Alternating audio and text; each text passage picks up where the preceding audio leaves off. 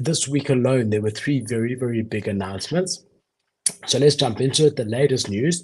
So the first one is we've been given a lot more clarity on what these heavy metal NFTs are, the HVMTs. So we now know that there's going to be these different power sources, and they're each going to have different traits. And I'm gonna give you a lot more info on it. So if you have a look over here, just want to take you to the OpenSea first and just show you the collection. So we've seen a really quite a nice rise. They're just under 2 Ethereum at the moment. And you'll see that we've got each box, and each of them have got now different traits. And we know that each trait is a different source, and that we also know that no mecha will go against their source, their nature. So they've told us that there won't be any change to the nature. So that's going to play a bit into gamification of them, because you'll only be able to get certain attributes from certain traits. So if we have a look here, you've got 6,000. Okay, so currently the collection is 25,000, but the collection is actually going to be 30,000. So just keep in mind that these numbers that I'm showing you are going to change slightly, but you've got 6,500 as the glitch, which is the floor ones over here that you're seeing.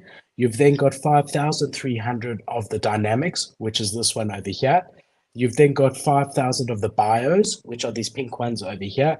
You've then got 4,400 of the knights. Just want to see if I can find you one. All right, OpenSea is not loading quick enough. You've then got 2,700 of the Celestials. You've then got 943 of the Reavers. You've then got 245 of the Hollow. And then we know that there's only one legendary, literally a legendary. There's only one, and that's to the guy who bought the key from that gamer who won it. So that's a legendary one. So we've got a much better idea on these traits and now what they do, right? So we're seeing that we're playing we've gone quite far into the journey over here. So that we finished the summonsing. We've now had the mech types revealed. That's what's happening right now. That's what we're talking about right now. Um, and if you have a look over here, all right.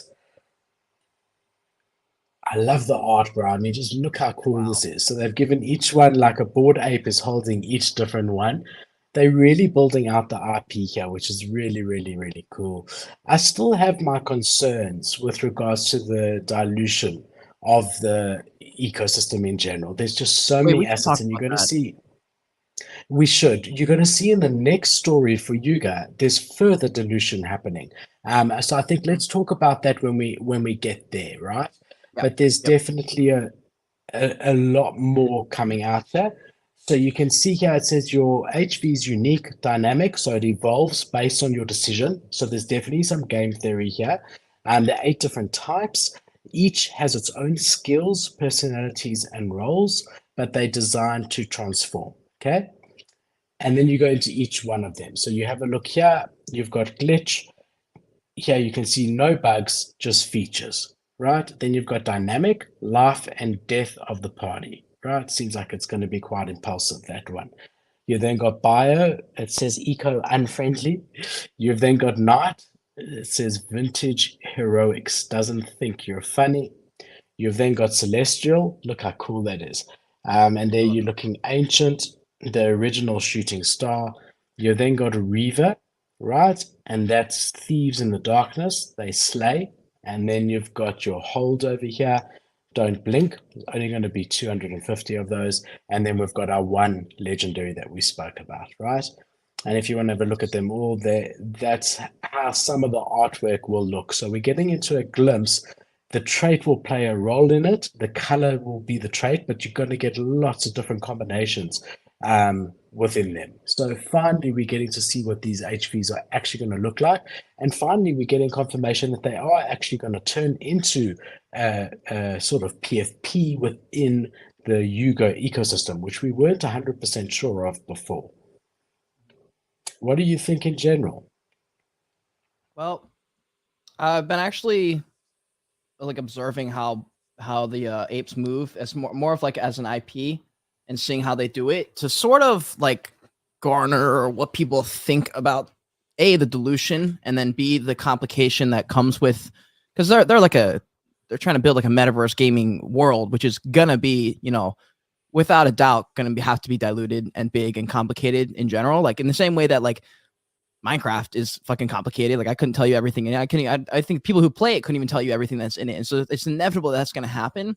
But I've just been kind of observing how they move and what people think. Like I know I had a couple people in my Discord ask questions about. They were like, "Hey, why are you dropping like 40 to 50 torches when the last one was 36?" And I was like, "Well, I'm honestly just experimenting a little bit. Like there's way more demand for the torches. Like I'm already capped out on interest. Like there's like 3 times as many people who want it than I actually have supply for." And so I was like, okay, like let me try a little bit more supply because we're trying to expand the IP. And so that's why I've been studying the Bored Apes. DeGods, like DeGods is also, they just went to Bitcoin. They're expanding on Polygon and Solana. They're doing a bunch of stuff. And it seems that like if you can get past the hump of people saying, like basically just naysayers saying, "Hey, we don't like this because this, and this," it's like, okay, well, have you considered the other side of like if we just try it anyway and see what happens? Because you're going to find something else to complain about next week when we do it. And that's been really interesting. So I actually don't have I have way less problems with the Bored Apes as what they're doing because I'm starting to see what they're trying to do rather than me looking at it as like a money grab or a cash grab, like another collection or another fundraising. I'm like, hold on, maybe we're not looking at it the right way is kind of how I've started to change my perspective on Bored Apes. But this thing specifically, like this specific thing, I don't have that many thoughts on this one. Not as technical as you, maybe. What are your thoughts? Yeah. No, look, I think if we were in a bull market at the moment, I would be less concerned about another collection with 30,000 units under the Yuga ecosystem. But I mean, if we're thinking that there's literally probably 5,000 active wallets concurrently at any time, a collection of 30,000 is really, really pretty big. With that said, the other side of it is to get into the Yuga ecosystem properly, like a mutant or something. Even a kennel a dog is about 80 ETH, a mutant's about 13 ETH.